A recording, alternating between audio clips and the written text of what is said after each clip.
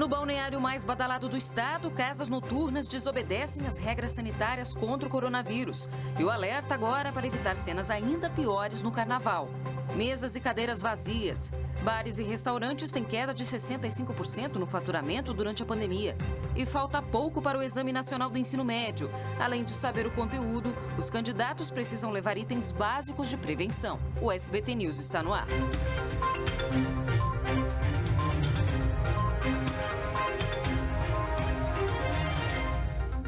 Olá, muito boa noite para você. Semana começando com muita informação, mas a gente já vai começar falando um pouquinho do fim de semana, que foi marcado por aglomerações e festas sem medidas preventivas contra o coronavírus em Balneário Camboriú, no litoral norte.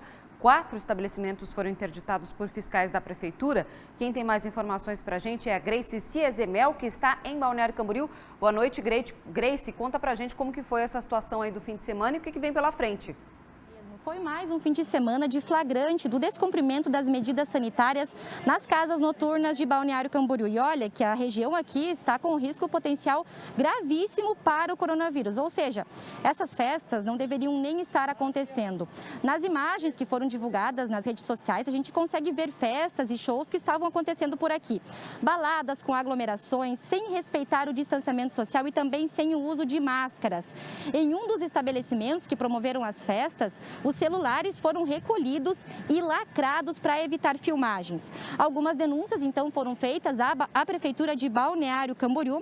Os fiscais visitaram 30 estabelecimentos, desses 5 foram multados. O valor da multa é de R$5 mil, mas no caso de reincidência, esse valor ele é dobrado. Outros 4 estabelecimentos foram interditados por um prazo de 7 dias, tempo aí para que eles façam as devidas mudanças e regulamentações conforme o decreto que está em vigor no nosso estado. Nós conversamos com o diretor de fiscalizações aqui de Balneário Camboriú para ver o que a prefeitura pensa em fazer para conter essa situação e essas aglomerações que têm sido frequentes aqui em Balneário Camboriú. Vamos ver o que ele nos disse. Estamos fiscalizando diariamente e com intensidade aos finais de semana, a fim de coibir qualquer desrespeito às normas sanitárias. Pedimos a colaboração dos estabelecimentos, comércios e pessoas do nosso município, para que se conscientizem e que entendam que não estamos em uma época normal. Para isso, iremos chamar mais 50 fiscais de posturas para auxiliar nas fiscalizações das praias do município, espaços públicos e nos estabelecimentos de Balneário Camboriú. Nós conversamos também com um infectologista que falou aí sobre as consequências do desrespeito às medidas sanitárias em um momento tão crítico da pandemia, principalmente em relação a essas aglomerações que estão acontecendo nas festas. Vamos ouvi-lo. Isso vai refletir muito no aumento do número de casos, no aumento do número de internações e, obviamente, no número de óbitos. O que significa que a gente tende a ter um novo boom desse problema. E as margens de estar iniciando a vacinação. Ou seja, a vacinação não é ainda concreta e a gente não deve baixar a guarda. Devemos manter as medidas de distanciamento social, uso das máscaras e o higiene das mãos frequentemente. Obviamente que esse momento para uma nova vida vai chegar, mas isso precisa primeiro uma boa parcela da população estar sendo vacinada. E aí sim, gradativamente, a gente vai voltar às nossas atividades normais. Fico alerta, então, às pessoas, né, Bruna, porque a gente ainda não voltou ao normal. Eu devolvo para você aí no estúdio. Obrigada, Grace, pelas informações. A Grace Ciezemel, que está ao vivo lá de Balneário Camboriú, trazendo essas informações para a gente, que não são, infelizmente, novidade, né? Elas vêm acontecendo, essas festas, ao longo aí dos últimos meses, para falar bem a verdade, e a gente tem acompanhado como tem aglomeração e não tem jeito, viu? As pessoas realmente estão frequentando esses lugares e as casas que têm que ser responsabilizadas também pelo fato de não cobrarem esse distanciamento, o cuidado, enfim, tudo aquilo que a gente já sabe que precisa ser feito para evitar o coronavírus. Vamos atualizar então o cenário da Covid em Santa Catarina. O estado registra atualmente 19.184 casos da doença ativos. 5.677 pessoas já morreram com Covid-19, 40 só nas últimas 24 horas. A ocupação dos leitos de UTI no estado está gradativamente diminuindo. Agora, está em 79,7%. Santa Catarina já acumula 522.478 casos confirmados desde o início da pandemia. E o Ministério Público do Trabalho notificou os municípios e demais órgãos públicos de Santa Catarina para afastarem do trabalho presencial todas as gestantes e mulheres que estiverem no puerpério. A recomendação é que elas trabalhem em home office e, no caso da impossibilidade, os gestores devem conceder uma dispensa remunerada a essas mulheres. A medida considera as grávidas e puérperas como parte do grupo de risco e vale enquanto permanecer a pandemia da Covid-19. A recomendação já foi enviada para a FECAM e demais federações e sindicatos ligados aos órgãos públicos e já está valendo. Nesse domingo tem a primeira fase do Enem, o Exame Nacional do Ensino Médio. Muitas universidades utilizam a nota dessa prova como critério de ingresso. Só que nesse ano, além da atenção para o conteúdo, os mais de 5 milhões de inscritos precisam se preocupar também com as medidas de segurança em relação ao novo coronavírus.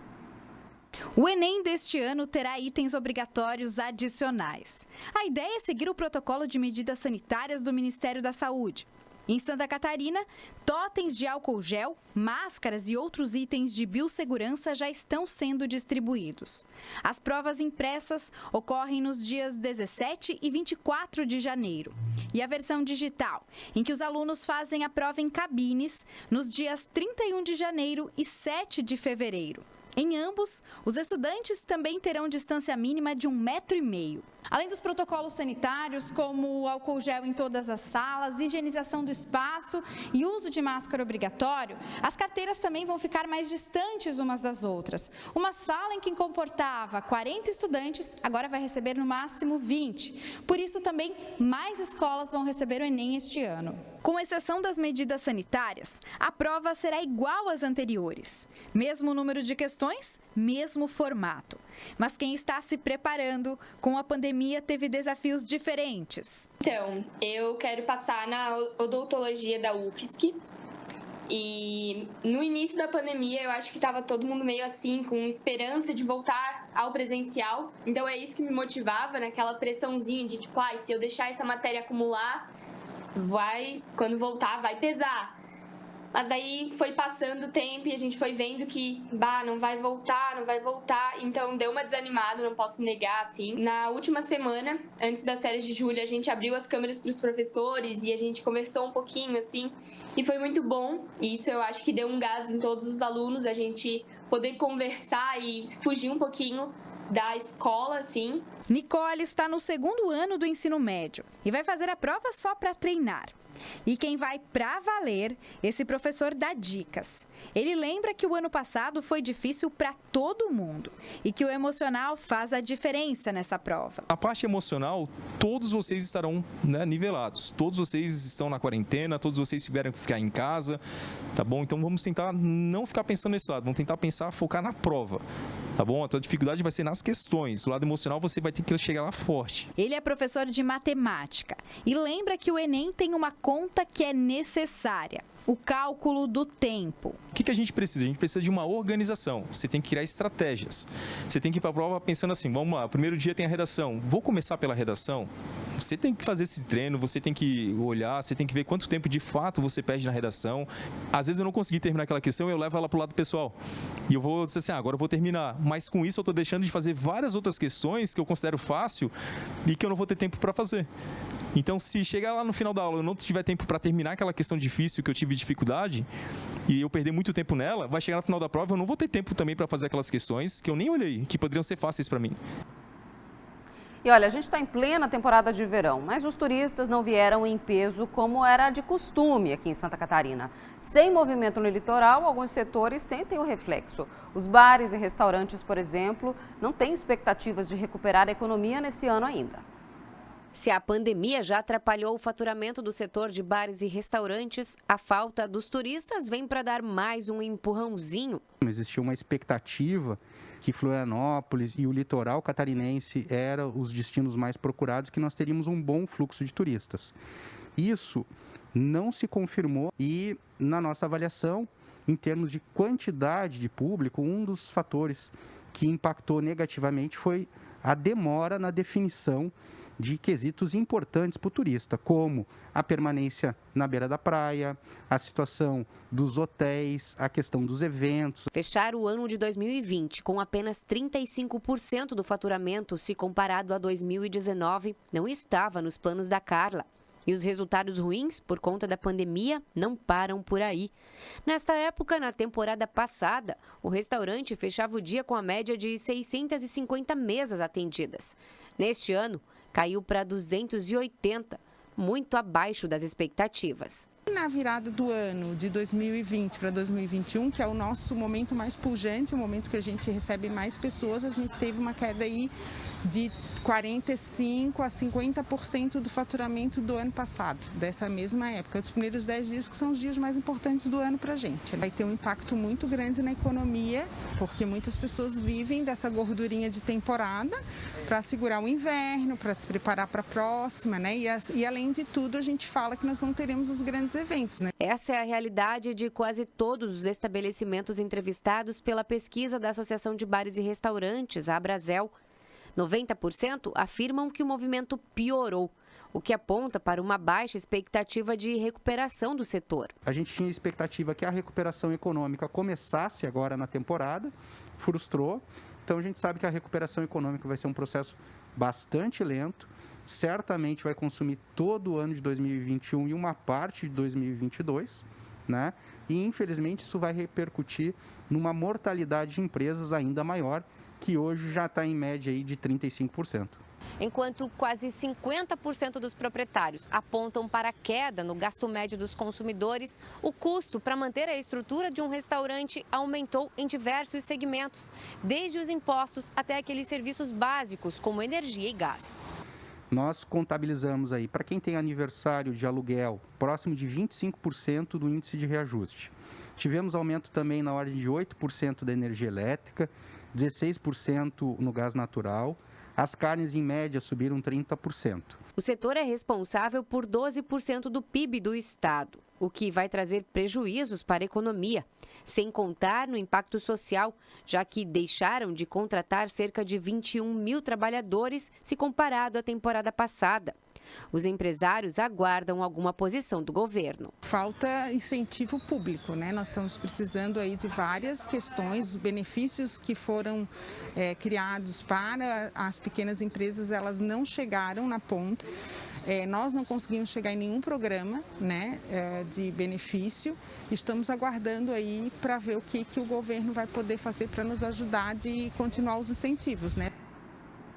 E não foi só para os empresários do setor que os insumos básicos ficaram mais caros em 2020. Segundo pesquisa divulgada hoje pelo DIEESE, a cesta básica em dezembro ficou mais cara em todas as capitais do país. Florianópolis tem a quarta cesta básica mais cara entre as capitais, com o valor de R$ 615,57, fica atrás de São Paulo, Rio de Janeiro e Porto Alegre. O dado foi divulgado hoje pelo DIEESE. Os produtos que puxaram esse aumento foram a carne, o leite, o arroz, a batata e o óleo de soja. Ainda segundo a pesquisa, o salário mínimo necessário para uma família de 4 pessoas, com 2 adultos e 2 crianças, deveria ser o equivalente a R$ 5.304,90, o que corresponde a quase 5 vezes o valor do salário vigente, que é de R$ 1.045. Um outro dado que chamou a atenção é o tempo médio necessário para adquirir os produtos da cesta. Um trabalhador que recebe o salário mínimo tem que trabalhar 116 horas no mês para adquirir uma cesta básica. Para se ter uma ideia, esse tempo é o maior dos últimos 12 anos. E olha, repercute em Santa Catarina a disputa pela presidência da Câmara dos Deputados, assunto do comentário político de Cláudio Prisco Paraíso. A eleição à presidência da Câmara dos Deputados, no próximo dia 1º de fevereiro, já chegou a Santa Catarina. Passou o dia hoje em Florianópolis, Baleia Rossi, presidente nacional do MDB, apoiado pelo atual presidente Rodrigo Maia.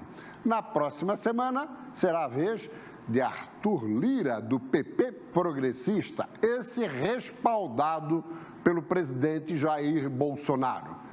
Maia e Bolsonaro numa queda de braço, já com perspectivas para a disputa presidencial de 22. Santa Catarina tem 16 deputados. Durante a visita de Baleia Rossi, apenas os 3 federais do seu partido, o MDB, e mais Carmen Zanotto, do Cidadania. Arthur Lira, vamos ver quem que vai reunir. O fato é que a representação catarinense é relativamente dividida. E com um detalhe, uma ligeira vantagem em favor de Arthur Lira, até porque dos 4 deputados federais do PSL eleitos, carregados por Jair Bolsonaro, 3 deles vão fechar com Lira, alinhados ao Palácio do Planalto. E você vai ver a seguir, as comunidades atingidas pela tragédia em Presidente Getúlio tentam retomar a rotina, em um cenário ainda marcado pela destruição. O SBT News volta já.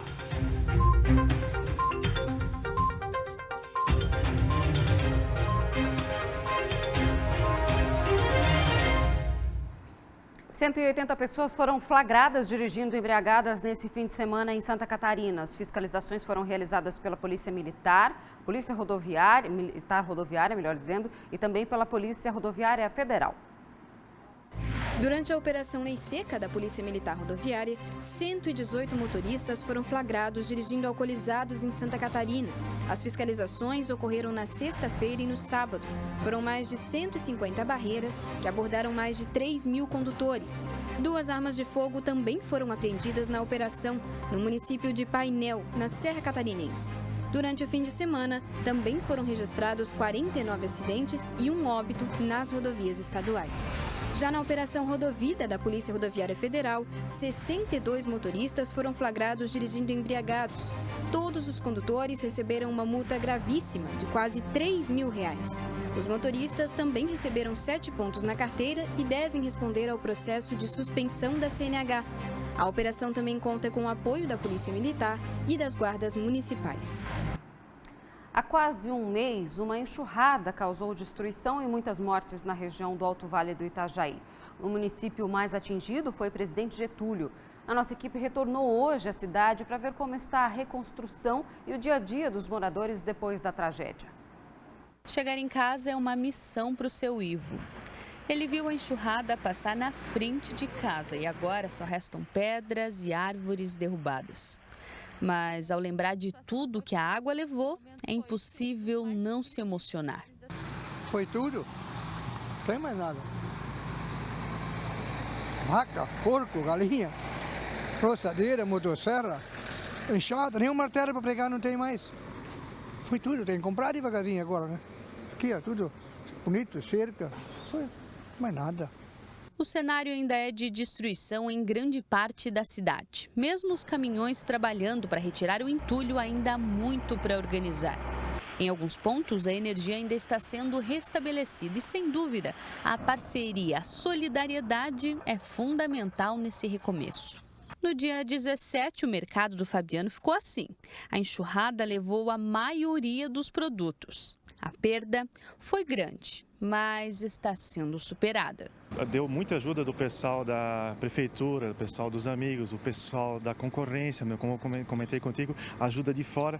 Todo mundo está dando uma grande força para nós, então a recuperação está sendo mais rápida do que o esperado. Então, daí isso faz a gente trabalhar como que é mais feliz. O centro de distribuição continua funcionando normalmente, porém eles não recebem mais nenhum tipo de utensílio. A quantidade de doação é o suficiente para abastecer toda a cidade. Além disso, os abrigos municipais também já foram fechados. Nesse momento, não há mais nenhum desabrigado ou desalojado aqui na cidade. Começa a recuperação. Devagarinho, tudo volta ao normal. A única doação que continua nesse momento é para a compra de móveis e utensílios para as famílias atingidas. As doações podem ser feitas em dinheiro através da Associação Empresarial de Presidente Getúlio.